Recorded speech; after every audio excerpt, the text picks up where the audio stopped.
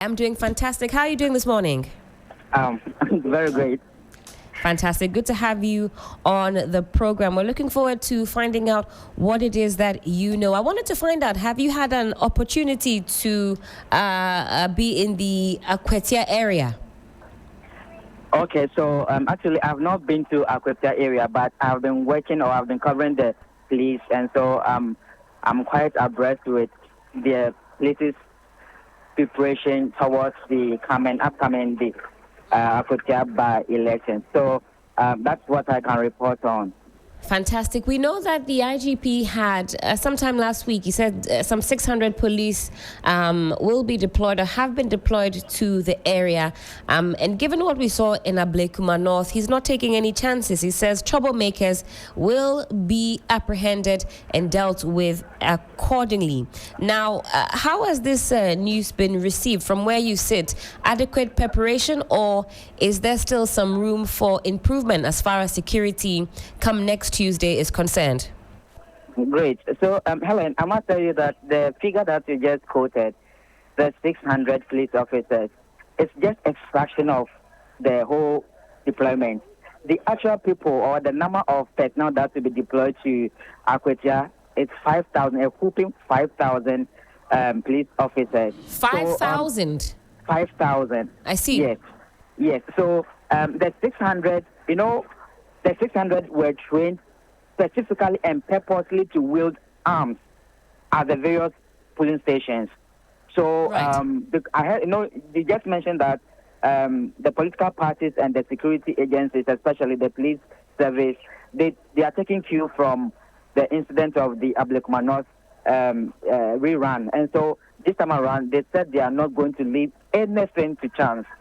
So following that incident, the IGP and together with the Police Management Board, also known as POMAB, they have resolved not to pretend over a chaotic electoral process anymore. So they started putting together a bouquet of services so that they can render a peaceful by-election in Akwatia. And so some of the services that they are actually going to render to the people of Akwatia or during the process has to do with the fact that for the first time, the IGP also, apart from deploying the 5,000 men, the IGP also made mention that they are going to deploy the Black Maria. That's Black right. Maria is the prison on wheel. So it is going to be deployed to some of the polling stations, and then it will be patrolling as well. So in case the police service on the ground are able to arrest or apprehend somebody that is fomenting trouble quickly, the Black Maria will be ushered in so that they would imprison the person right and there. And so that is one of the deployments. And the officers too were taken through a host of training at the High Risk Operations Center. It is located in a place called Tramatin near Huhunya in the eastern region. And so they were taken to precision shooting. They were taken through precision shooting so that according to the IGP, the precision shooting is very important because the police officers would be able to shoot at targets without injuring innocent people. So if you know you are a trouble fomenter or you are coming to Akwatia to foment trouble, then get prepared that this time around, the previous elections that we did not see any police officers wielding arms. This time around, there are going to be 600 police officers who are going to wield arms.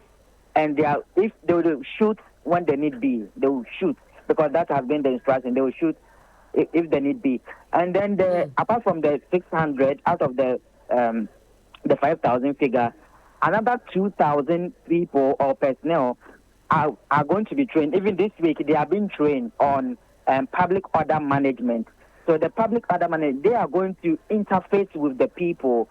They are going to be trained how to handle big wigs that will throng the various polling stations for inquiries or to take part in the exercise. When they come, these people will interface with them and then direct them as to what to do and then give them the do's and don'ts at the polling stations. And then apart from that, the other, some people too will serve as backup to the whole deployment. And so it's a bouquet or combination of service that the Police Management Board is going to render just to ensure that Akwatia by-election becomes a success, peaceful, transparent, just as everybody is actually looking for. And the political parties, the IGP did not mince words. He was frank with the political parties because he said they should speak to their people. When they come to the polling stations, they should behave themselves. They are not going to tolerate any excess. So if you come there with the mind of fomenting trouble, or you have been caught or seen wielding arms, or just trying to foment trouble, the police service is just ready to deal with you. Now, that seems to not have caused too much of a deterrence. What we now know is that some 10 persons have been arrested, 9 weapons seized in a police crackdown ahead of this by-election. Is there any more intel that you have for us, Stanley, as far as weaponry is concerned? That's quite alarming. 9 weapons seized so far. Despite all that we've heard from the IGP, we talked about the Black Maria, talked about 600 police personnel deployed who are going to be armed. That seems to not have had the desired effect. We're still seeing that people are ready to foment trouble come next Tuesday. So, Helen, I must also say that, you see, these 5,000 deployments, the first batch will be deployed to Akwatia tomorrow.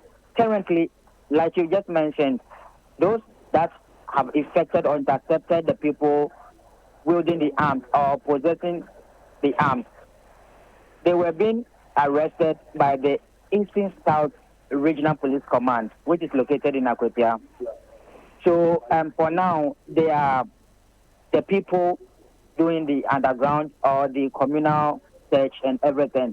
But then tomorrow, which is Wednesday, the 27th, tomorrow, which is Wednesday, they are going to deploy the first batch to Akwatia, which is the 600 people, 600 personnel wielding the arms. They are going to go. And apart from that, the police service is also going to hold a press conference tomorrow to detail their plans and their preparations towards the Akwatia by-election. So we have to keep our fingers crossed for whatever information the police service will be churning out to the public. Certainly, we'll keep our eyes and ears peeled. Stanley, I know that you're a man on the beat, so we'll be speaking with you again ahead of next Tuesday. Thank you so much for your time. Thank you so much. And that was my colleague Stanley Nieblau. He's our fisheries, roads and highways as well as security correspondent. But I've also got 2 gentlemen in the studio. Let me say good morning and a very warm welcome to Mr. JB Asante, Deputy Director, Policy Planning, Monitoring and Evaluation at the National Committee on Small Arms and Light Weapons. Also in studio, Mr. Carl Nisoa, and he's the Head of Communications, National Commission on Small Arms and Light Weapons. Gentlemen, hello, good morning.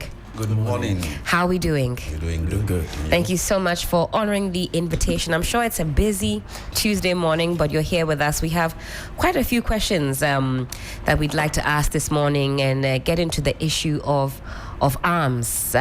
We've been quite alarmed with some of the information coming out of Akwatia ahead of the by-elections taking place next Tuesday, September 2nd. And Mr. Asante, I'd like to start off with you on this particular score. What do the recent arrests and firearms seizures indicate about the wider security issues that we're contending with as a country? All right. Thank you very much. First of all, a little correction. It's National Commission on Small Arms. National Commission. The same organization or agency, not committee. National Commission. Corrected. Duly on noted. Small arms and light weapons. Thank you very much. Thank you. And let me say hello to all your listeners.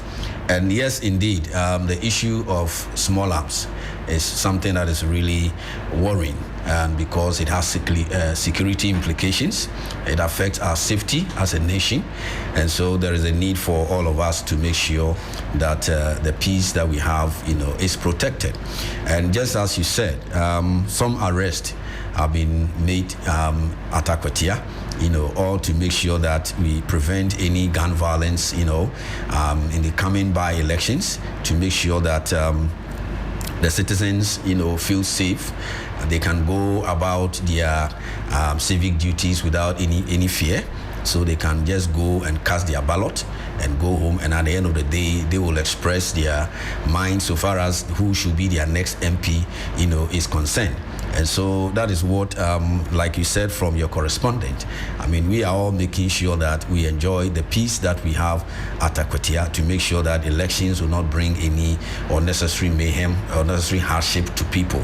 Yes, indeed, like you said earlier, when it comes to the issues of arms, we all know when we have misunderstanding and people's tempers are high, if I'm not holding any weapon, probably I may throw a hand and people will just come and, separate us. And the next minute, it's even possible we may even become friends. That's when right. you find weapons in there, then it becomes a serious matter.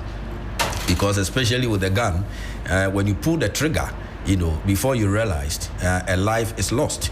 And it brings all kinds of situations. It has all kinds of implications. So for us as a commission on small arms, it's very important to us that we talk to all Ghanaians to understand that we may have our misunderstandings, we may have our conflict, and we may have our differences, but we don't have to introduce weapons, especially guns, because when we do that, it escalates the situation and it brings all kinds of, hardships and situations. Yesterday we saw in a savannah region, one community where they are fighting over land. That's right. And people have been killed, and you could see women and their children, and it was so pathetic in the night by the roadside, because they are thinking about their survival. That is not something that is good for us as a people. And so there is a need for all of us to make sure that we don't bring in weapons, especially guns, when we are going for any contest or when we have any misunderstanding. We need to make sure that we go about it peacefully. Let's judge or let's talk about the things that we don't understand, but we should not introduce any weapon. So that is what the IGP and his people are doing in collaboration with the commission. In collaboration with the commission, to make sure that the safety of the people at Akwatia, is maintained before, during, and after the elections. I wanted to find out, because you talk about that collaboration in practical terms, what does that look like? How does the commission collaborate with our security personnel when it comes to intelligence gathering and trying to find out where these arms and where these weapons are located? Thank you very much. So what I should also let you know, that when we talk about the commission, we have all the security agencies as part of the commission. Okay. So whatever the security agencies are doing, the commission is part of them. So we share information, we do collaborate, we do liaise, and we do all that we have to do together to make sure that what must be done is done so far as the issue of illicit weapons and gun violence is concerned. Though that is how close we are in when it comes to the collaboration. And I can assure you that we are seriously in engagement with the security agencies, and whatever is going on there, the commission has its foot or its leg in there, and we are making sure that everything will go on smoothly, the way it's supposed to be. I keep saying that people really actually envy, the peace that we enjoy, our democracy, and it's something that we have the countries around us, really are envious of, and we shouldn't take it for granted. We need to all understand that peace is very, very expensive, and we cannot joke with it. And so every Ghanaian must have that understanding that, it's very important that we make sure that when there are issues, we don't try to become, what is the word? We need to exercise patience, you see, because at the end of the day, it is not just about you. And especially for the young men who think that they are strong and they can do whatever they feel like doing, they want to die for their political parties. What about your family? What about your parents? What about your siblings probably who are younger? Probably you are even married with children. What about them? So when we want to think about the use of weapons, I think we should look at the broader picture and think about people, around us, people who are looking up to us, to make sure that we don't jeopardize our own future. Because I keep saying, no one will pull a weapon and at the end of the day go scot-free.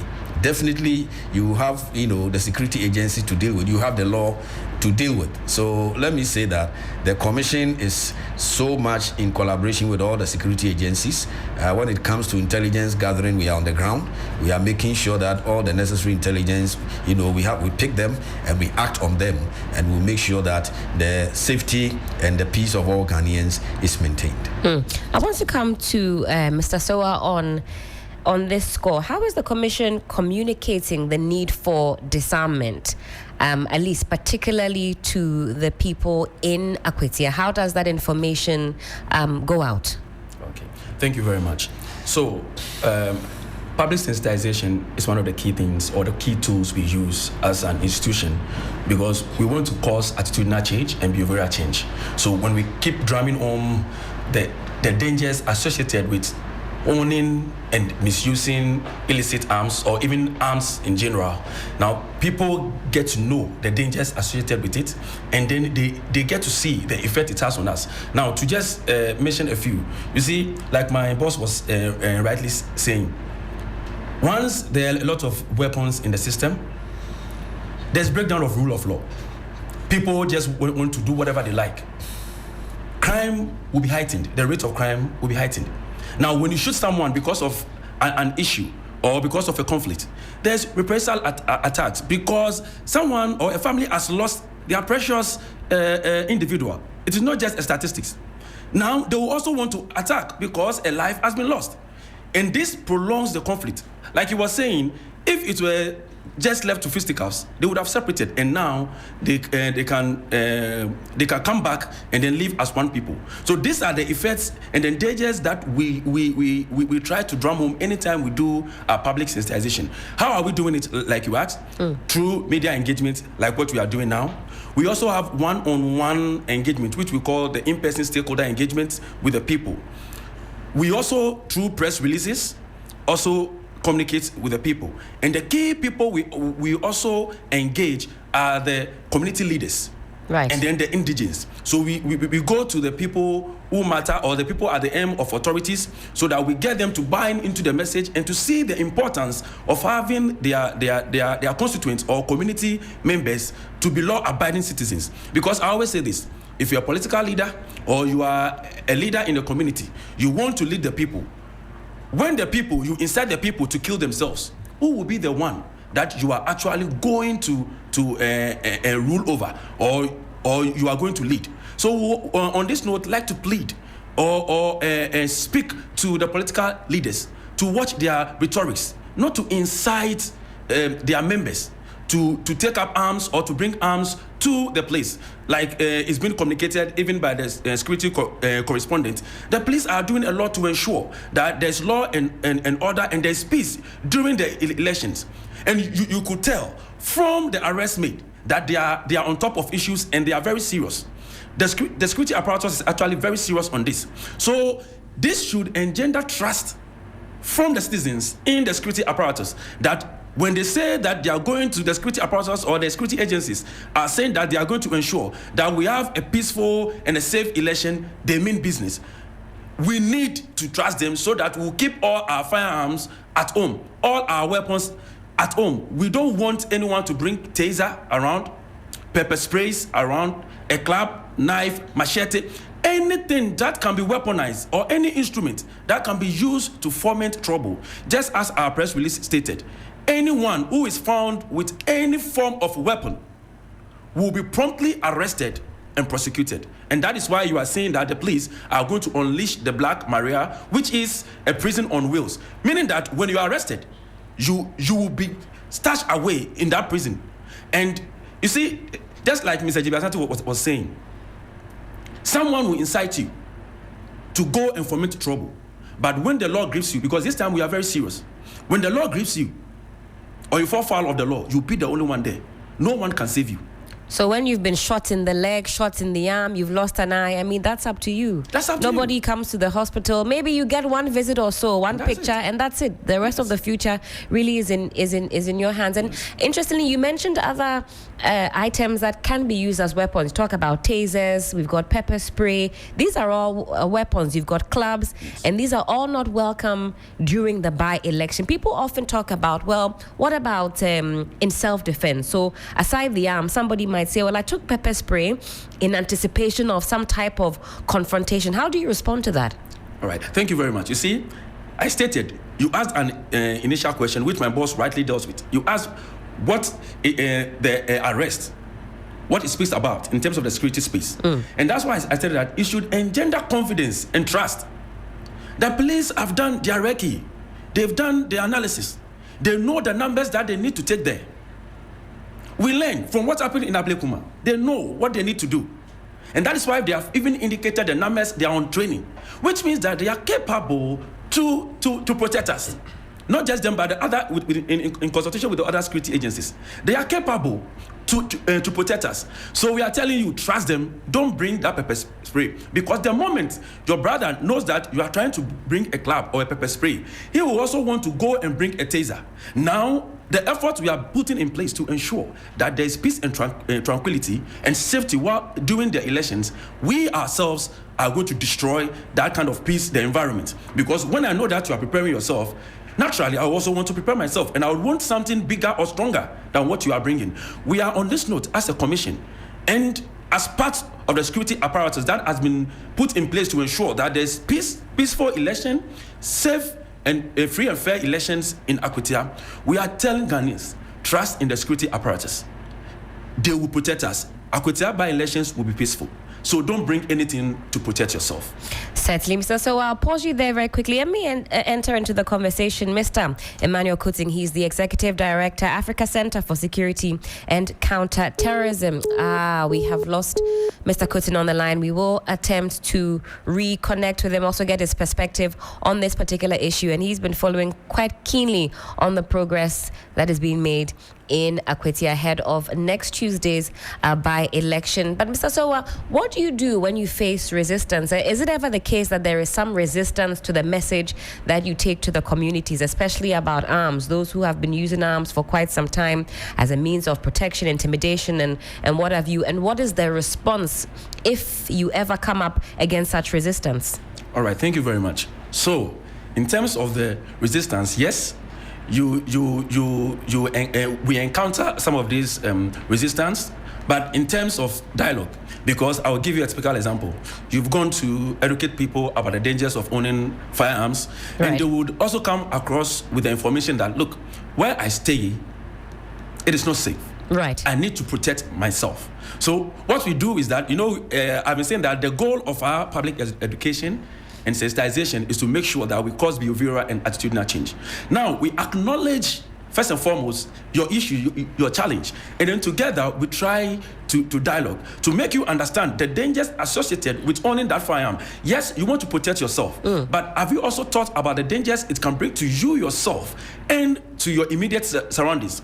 If you don't keep that firearm well, your child could one day be playing with it and could injure another person or injure himself. Even you, if you are not bold enough to use that weapon when the unfortunate happens in terms of an armed robber or a criminal trying to attack you, even when they see you with a weapon, it puts you at greater risk, because when the person, that criminal, says that you are wielding a weapon, it thinks that, okay, you want to fire. Now, it makes them very furious, and that is when they would want to attack you if they have a weapon. So we try to dialogue and to drum home some of these dangers associated with it. Now, we also offer them solutions. What are some of the solutions? So I asked, have you been to the Ghana Police Service? Have you tried to engage them that where you are, you don't feel safe? So there's a need for them to increase their visibility. They would actually do that if you engage them. That means that you've given them information. Now they know that in community A or B, these activities are ongoing and we need to increase our visibility there. If they also engage you and they think that there is a need for you to be taken through the process, and then a weapon or a firearm is licensed to you, they will take you through the process. And now they are doing a good job in that you are trained on how to use the firearm. You see, there's been instances where people even have the firearm and then they don't even know how to use the firearm. They intend to point the weapon at the criminal or the one trying to attack him, and they end up turning the nozzle or the muzzle to themselves and saying hands up. Is that an issue that the commission finds is quite frequent, that people actually have arms and they don't know how to use it, they are not properly trained, they've just acquired it and it's causing problems for themselves? Maybe they don't even know how to store it. That also comes up where young ones find these guns and anything can happen. That's an issue. It is an issue. And I can give you a typical example. In Nungwa, some years back, a man was having a licensed firearm, a pistol, and it was always in his gloves compartment. One day, in his vehicle, it right? Was his friend. And one day, we don't know what happened, and there was an accidental discharge. That firearm he has kept all this while went off and shot his leg. They did all they could, but he eventually lost his life out of this. Those in one knows this matter I'm talking about because it's a prominent person. So the firearm can't be a friend like you think it is. It can always go off. There can be accidental discharge. And that is why it is of great concern. Most of the people who say we want firearms don't even know how to use it. They don't even know how to keep the firearm. And that is why we have a proposed arms bill, which is the proposed national arms bill, which when passed into law, actually will address all these things, because there will be training centers for people who have gone through the process. And by saying this, we also want to point out clearly that owning a firearm is not of right. Section 23 of the Arms and Ammunition Decree 1972, NRCD 9, states it, that it is a privilege. So this is just to caution people that the fact that you need a weapon doesn't mean that you can own one. You'll be taken through the rigorous process, and when we find out that there is a need to allow you to own a firearm, you would be. But just like I'm saying, we would want to appreciate the Honorable Minister for the Interior. He's done a good job. At the just ended accountability series, he indicated that there will be a series of meetings to ensure that we review the proposed arms bill, and that has been done about a month ago. We had that meeting, and we just want to plead that, looking at the issues surrounding arms and ammunition, we are pleading with the minister to hasten the process to ensure that the bill is promptly passed into law, because it will solve most of the gaps that we have in the current legal regime when it comes to the effective control of small arms and light weapons. Yeah. So let me add a little to what he said. Yeah. So you see, we have all these measures in place. Like he mentioned that owning a weapon, a gun, for example, is not a right, but it's a privilege, and you'll be taken through a certain process, to make sure that indeed you are really fit, to possess the weapon before it is given to you. Why? Because the gun is a danger even to the owner. You see, and we have to make sure that lives are protected, including the person who thinks that he really needs the weapon. So he gave several examples. We need to make sure that at the end of the day, we don't give you a license to own a weapon that will end up even taking your life. Right. So it's important. So people must also understand that owning a weapon has its own dangers, and people have fallen victim to it. When you go to Nsawan prison, you have people there who did not really commit a crime, but their guns have, because of their guns, they find themselves there. Why? Because, like he said, accidentally, before they realized, they have pulled a trigger and shot somebody. Someone too, just out of anger. Some issue that is, considered probably very minor, even between you and your wife. If you are not careful, before you realize you pulled a trigger and you've killed somebody's daughter, and you find yourself in prison. So people must understand that the gun, like he said, is not a friend. You see, and I keep saying that we have other ways of protecting ourselves. Even the dog knows its owner. The dog is a friend. The dog, when he sees the people in the house. That's right. The dog knows all of them and is friendly to all of them. But when it comes to the gun, it's not like that. It doesn't care whether you are the owner. Immediately the trigger is pulled, somebody's life is lost. So that's why we say that we shouldn't resort to the guns as the first, option so far as even defending ourselves, is concerned. People talk about, I need a weapon to defend myself. There are other ways that we can protect ourselves. Like I mentioned, the use of dogs that can protect you at home. We have alarm systems, we have CCTV cameras, and other things. And even the way we build, the way we fence our walls, we want to, it's like a castle or a fort. We want to cover the whole house so that nobody will see what is going on at home. And it is not the best. At least leave some space in your walls so that if something is happening at home, anybody passing by can even see and cause an alarm for you to be, assisted. So we should look at these options instead of always trying to resort to the use of the weapon, because it will get us into trouble. I was having a conversation with a friend, who was talking about he having a pistol that he's using to protect himself. And so even when he's driving, the weapon is in the vehicle. And I know a number of people do that. And I asked him the question, do you really believe that if someone is really targeting you whilst you are driving, do you think if the person is coming at you, you can really save yourself?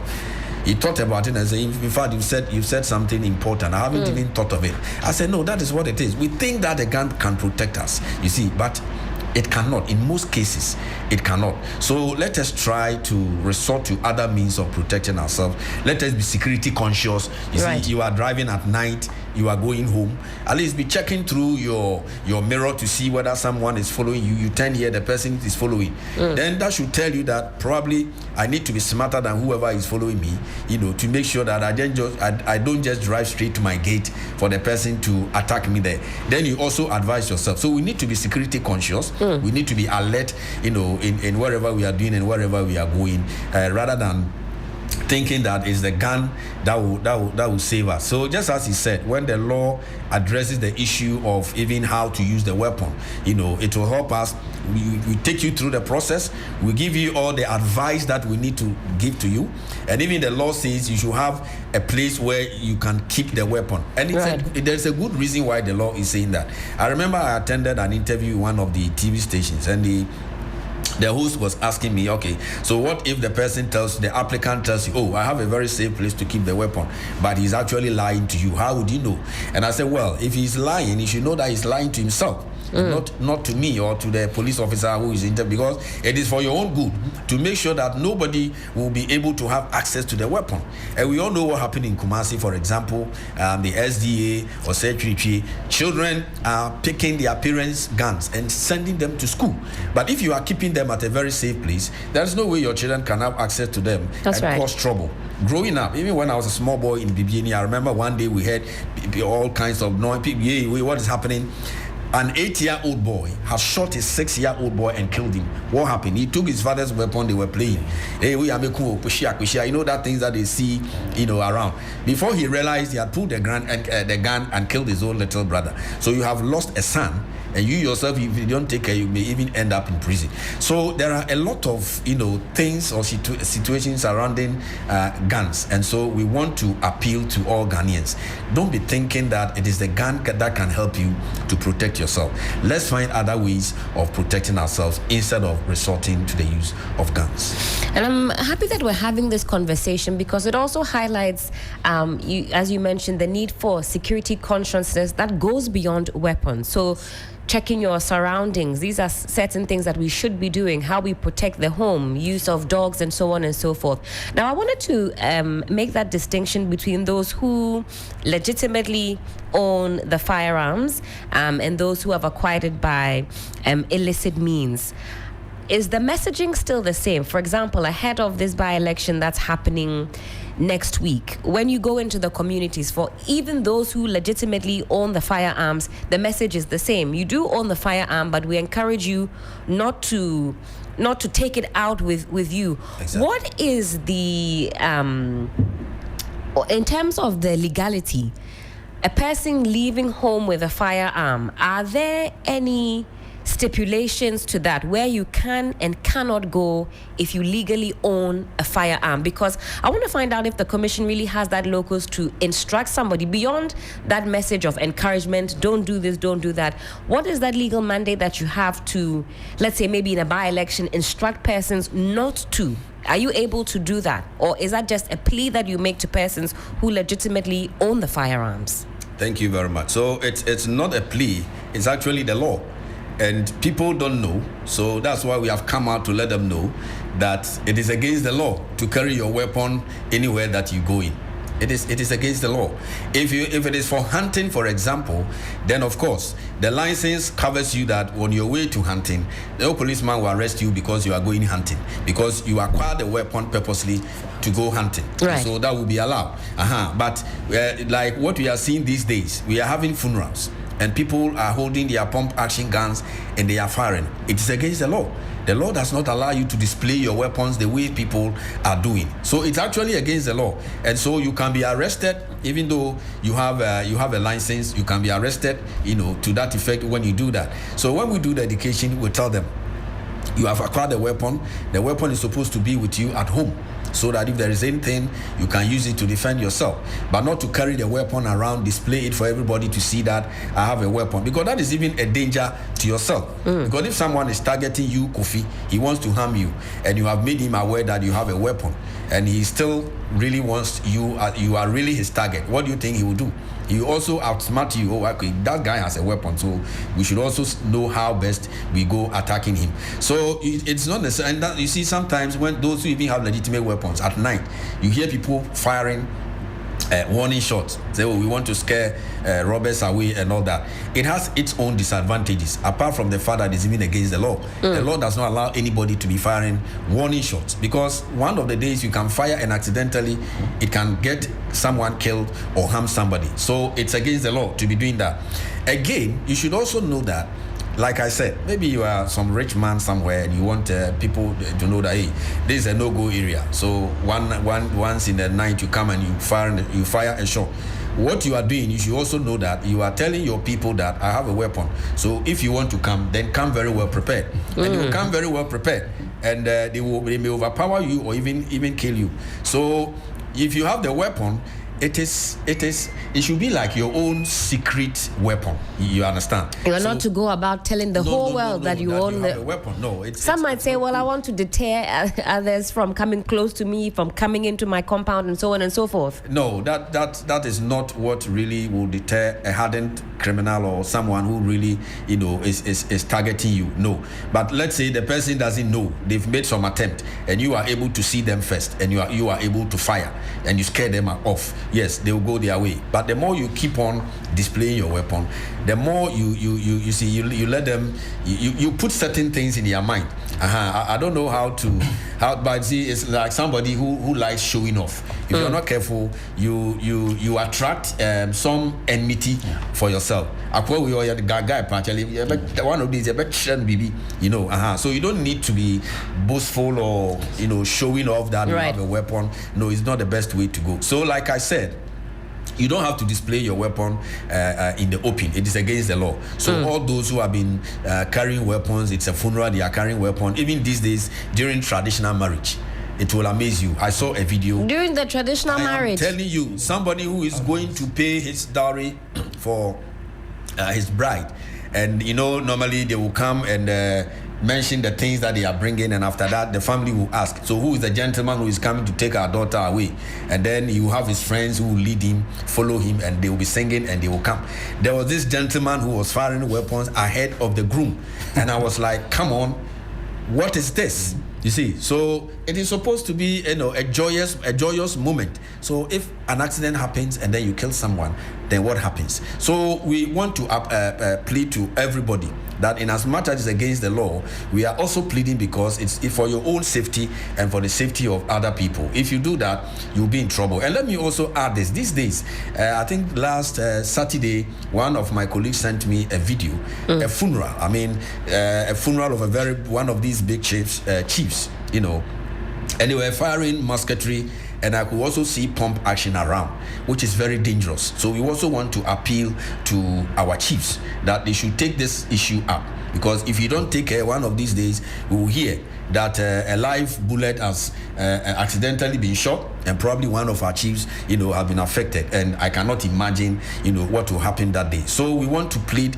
even to our chiefs who are using these firing musketry as part of their traditional festivities to make sure that they don't use live ammunition. And the law also says that they must go to the police to take a permit to be able to do that. So if they are not doing that, they are going against the law. They should make sure they do that and ensure that nobody brings any weapon, to whether it's a funeral or a traditional festivities, apart from the people who are in the palace who have been trained. I know there are people that traditionally they train them on how to fire this musketry. They should be the people who use, and they should use the gunpowder, which and they should know how to fire it, so that we don't have incidents like what happened to our own brother Kofi Adoma. So these are things that we can prevent. So we are trying to tell all Ghanaians that we should all make sure that we don't take these things for granted, to make sure that we don't lose innocent lives. This thirst to have arms, acquire arms, use arms, where do you think it's stemming from? Is it just because we're watching so many action films? So let me come to you in your engagement. What is causing this thirst? Because it appears that we're seeing escalating levels of arms and ammunition acquiring by the everyday Ghanaian. Is it just because of protection? What is informing this decision and this new seeming thirst? I didn't even know that people were firing shots at wedding ceremonies that you see during the funerals and those sorts of events. I've actually heard in my own neighborhood somebody firing warning shots. I guess he wants everybody to know that he's armed and all of that. Where is it coming from? All right, so thank you very much. There are a lot of reasons to this, but there's one that we've not been paying attention to, which has developed over the years. Growing up, when it is time for Christmas, our parents will buy the male children guns, toy guns. That's right. And so we grow up actually getting used to toy guns and loving them. But we don't know that subconsciously we are developing the love for firearms, because just like a female child likes a doll, because the doll was given to them from childhood. The same way, in our subconscious, we have that love for the firearm. So when we grow and then we become independent, now it begins to show. And that is one of the reasons why there are a lot of tests or quests for firearms. So we would want to plead with parents. There are so many gifts we can give to our children during Christmas or on occasions. We should desist from buying them these toy guns, because most of these children who took these firearms to school, it was to show off. Because they grew up using these toy guns, and most of them are filled with water. So water pistols, and they shoot and nothing happens. They use it for what we call in the local parlance Juloke police, which means thief and the police. So like my boss was rightly saying, the child who shot his 6-year-old brother, I'm sure they were doing Juloke police, thief and police. And he was thinking it was just his normal toy gun or water pistol or whatever. And then fired and then killed the brother. So this is one of the key things. So we can get them books, we can get them radio, or there are so many things we can give, footballs, so many things which are not dangerous to them. That is the first one. The second one is social media. Most of the things that we are seeing in social media, the movies that we watch, and that also comes to the children, because a child will see a villain killed in one movie. The next time another movie is released in 2026 or 2025, that villain who died in the last movie is acting in that other movie. So that child actually thinks that... In fact, if it's an Indian film, that same villain that was killed, in the next moment he has woken up and he's continuing. So they are disillusioned. They actually do not see the dangers associated with owning weapons. And because they are at an impressionable age around that time, from childhood to that mid-adulthood, they are at an impressionable age. So whatever they see, they begin to practice. So parents who also have firearms, we want to admonish them to be responsible gun owners. Please, keep the gun safe from children.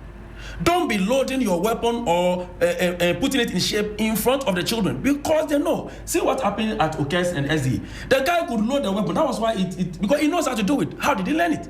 So, as a parent, when you are loading the magazine of your firearm, don't be doing it in the glare view of the children. Keep it away. Don't show them that, like, maybe you have the firearm and then you go about trying to show class or status or brother, which my boss has mentioned all this. When you do that, your child also grows up thinking that to show that he is a man, to show that he has class and status, then he needs to wield a firearm. And that is what is causing the issues that we have in our schools. So the test is coming from so many angles. Now, another reason is that most of the bourgeoisie, if I would say that, those who have the means, because if you look at some of these young people, everything shows that they don't have the means to own some of the firearms that they're having because they're expensive. So most of these people have bought the weapons and they've registered it and giving it out to these young people to register to use it to protect their property. It is illegal. When you go to register your firearm, it's just like a driver's license. It belongs to you and you alone. Nobody else has the right access. to use it. It is not like the car. You know, the car, my boss can register the car. He has his driver's license, but he can give the car to me to drive. But the firearm is not like the car. When it is licensed to you, it is just like the driver's license. It is to you alone. The license shows the conditions. So he mentioned it that if it is hunting, it is stated. If it is for self-protection, it is stated. Whatever it is stated. Now, if you give that weapon to someone else to use, it has become illicit. And so most of the young gentlemen who are actually protecting other properties are illicitly using the weapons. And we are actually now building their quest and desire for this weapon. They will now want to find ways to get it easily. And if you look at what is happening in the Sahel, most of these weapons are now coming in because they come in cheap. So you've built the person's test. You didn't empower the person by teaching them to fish. You were giving them handouts and teaching them, showing them how to use weapons to protect your property or to do your bidding. When the time comes that you can't sustain them anymore because with time their lifestyles will change. They will have families. They also want to take care of their families. Now they will need more money. You've taught them to use firearms. Now they will go get those cheap firearms and they may become groups like armed robbers and they will come attacking you. So instead of empowering our youth in political activism, trying to get them to do these things, let's teach them to fish. Let's help build their skills. Let's help build their capacities so that they can become responsible citizens. Because if not, you teach them the wrong things, it will stay with them. And then they will come back to be a burden to the society, and not just a burden, but a threat to our national security and the peace. We only have one Ghana. If Ghana is burning, if there's anarchy, gunfire everywhere, I don't think we'll be having this conversation. That's because right. You'll be looking for somewhere to hide. My boss will be the first one to run, and I'll bypass him and sit in his car and drive and leave him. What I'm trying to say is that we'll all be finding somewhere to hide. We'll plead. The security, the issue we are talking about in Akwatia, it is not just to the security agencies where the Ghana Police Service and the Electoral Commission are the key actors who are leading, and we are also supporting. It behoves on you and I. We should watch our rhetoric. My boss prompted me yesterday when he saw a news item and someone was saying heightened tension in Akwatia, and we think such captions actually do not help the cause we are charting. You think it fuels the narrative we have to mass up and also get our weapons ready? Because you and I know that there's no issue in Akwatia. So why will a media house report that there's heightened tension? Please. Let's be careful of our reportage, because when we do that, we incite the people. We want them now to feel that the people can't protect us. We need to acquire our own arms, and if we do that, now they'll be going against what we are trying to tell them. It is important that we will plead also with you to in your reportage always make them know it is against the law to bring a firearm to the police station. Any election, it is illegal. No firearm. It is against the law to bring a firearm to any election at all, not just Akwatia. So periodically, if we plead with you and other media houses to be drumming home this message that it is illegal to bring firearms to any polling station at all during elections. Also, we are pleading with people in our communities, our parents, our opinion leaders, our family heads. Let's speak to our children. They shouldn't carry firearms to these elections. The police and the other security agencies are well poised and prepared. The Black Maria is going to be roving. Don't try it. If if you have the opportunity to maybe you could liaise with the police to just show their insight. In fact, so that they will know. In fact, I've been advocating to take a look myself, because we've been reporting on it so that we can accurately tell our listeners what it really entails. It's a place you wouldn't want to be. There are cells in there. You alone will be in there.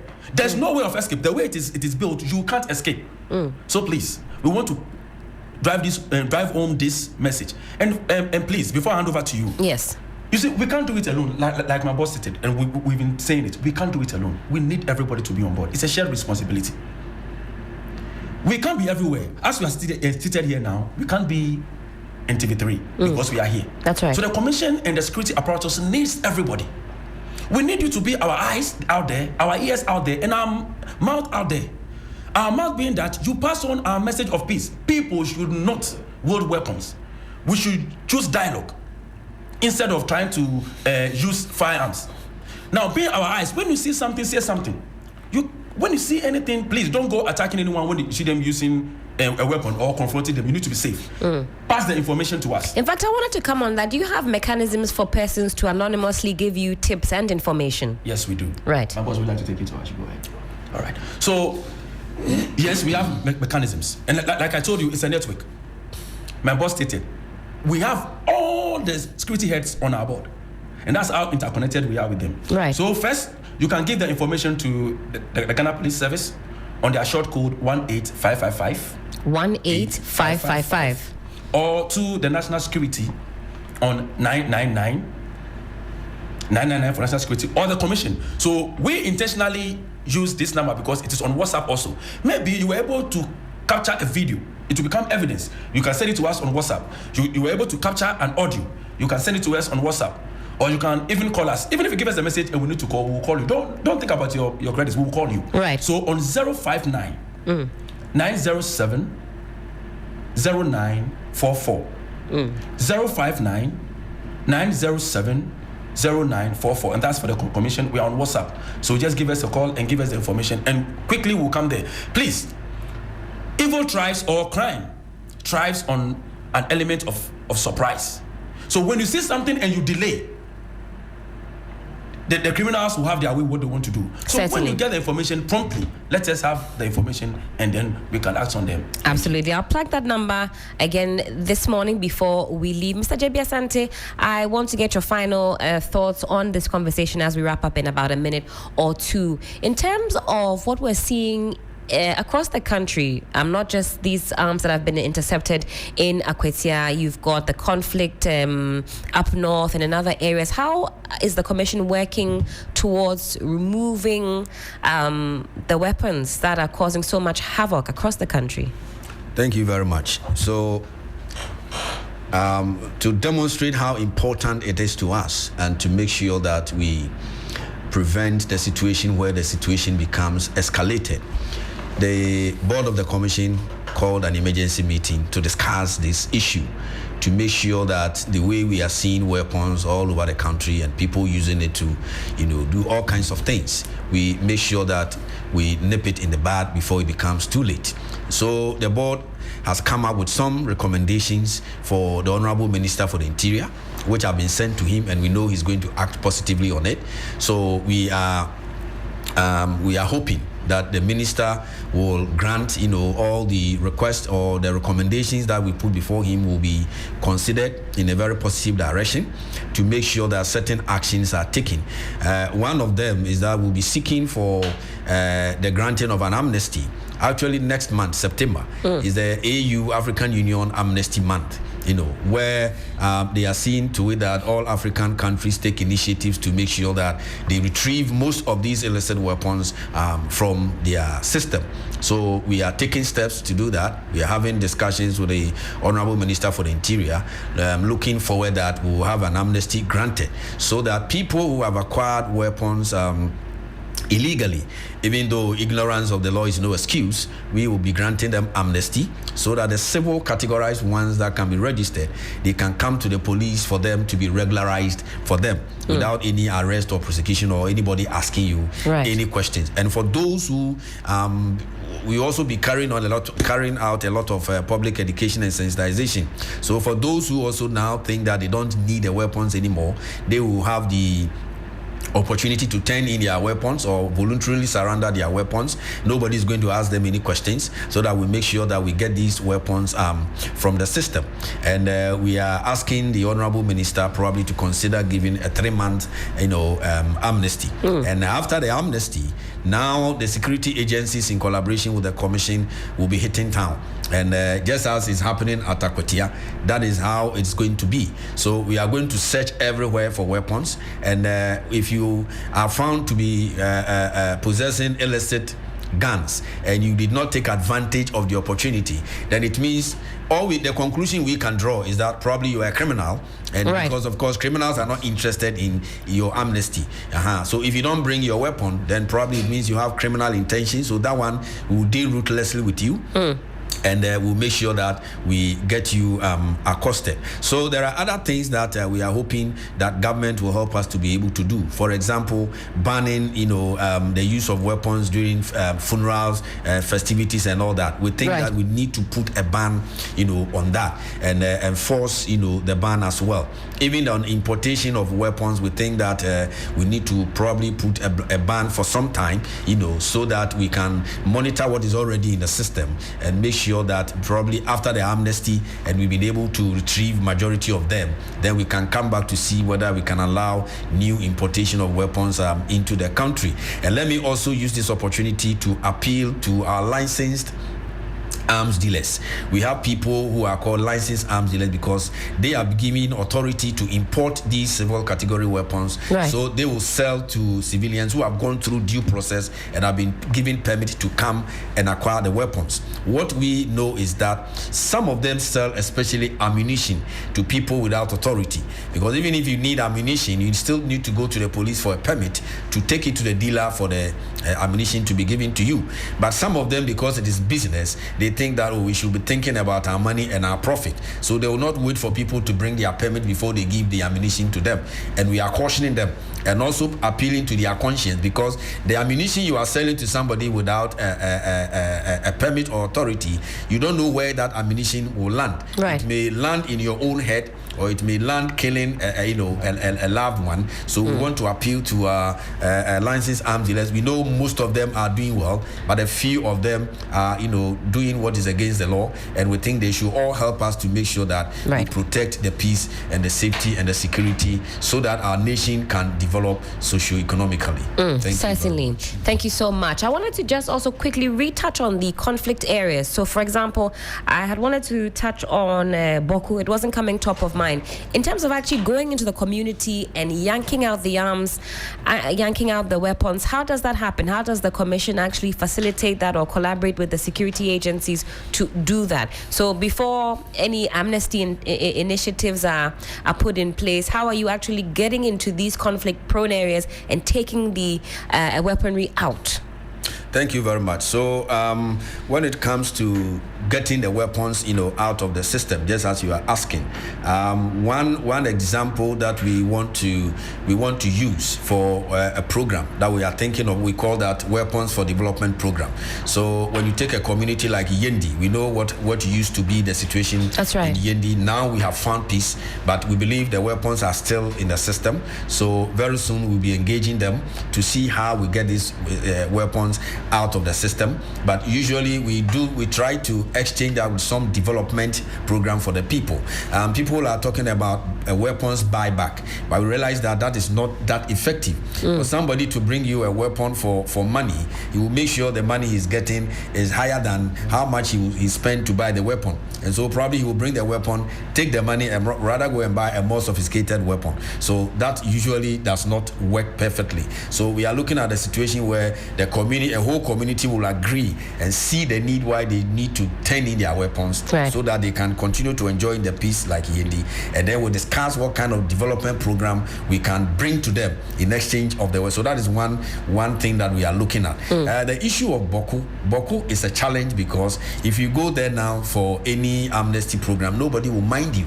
Why? Because they are thinking about their protection, their security. They say, why should I bring you my weapons? So when my enemy comes to attack me, what am I going to use to defend myself? So the Boku situation is quite delicate. Right. We need to be able to resolve it. The people themselves must agree, to resolve the issue and put their weapons down. So we continue to urge Otumfuo, the efforts that is being made. We hope and pray that everything will go on well, so that the peace that Boku needs will happen. That is when you'll be able to go to the community and talk to them, because now they all get that understanding. So it's a layered process. You don't just swoop in and take the weapons out. Swoop in and take the weapons out. And the security agencies have done it before, trying to just conduct swoop, cordon and search and all that. The interesting thing is that you go to their homes, you won't find the weapons there. They know where they've hidden the weapons, and when there's the need for them to use it, quickly they will go and get the weapon and they will come and use it. So it's not that easy that you go and you just find the weapons there. No, it's not as easy as that. But Certainly. also we are also working at getting some weapons detection equipment. So when we are able to get them, that can also help us, because we can just go enter your backyard, and then with the scanning of the machine can tell us whether you've hidden some weapon at the backyard. So when we get all these things, we are sure that we'll be able to make a lot of progress, and we'll be able to retrieve a lot of these illicit arms from the system. Certainly, gentlemen, what an impactful morning. It's been a pleasure speaking with you. I'm sure in due course we'll be able to have some more engagement as we drum home the message about dialogue instead of weapons. We've been speaking this morning to Mr. J.B. Asante, Deputy Director, Policy Planning, Monitoring and Evaluation, National Commission on Small Arms and Light Weapons. We're also joined by Mr. Carl Nisoa, Head of Communications, National Commission on Small Arms and Light Weapons. Gentlemen, do have a wonderful Tuesday. Thank you for your time. And this is still 3FM Sunrise on 3FM 92.7. We pause now for a quick break. When we come back, there's a lot more right here on the show. Love is everywhere for everyone.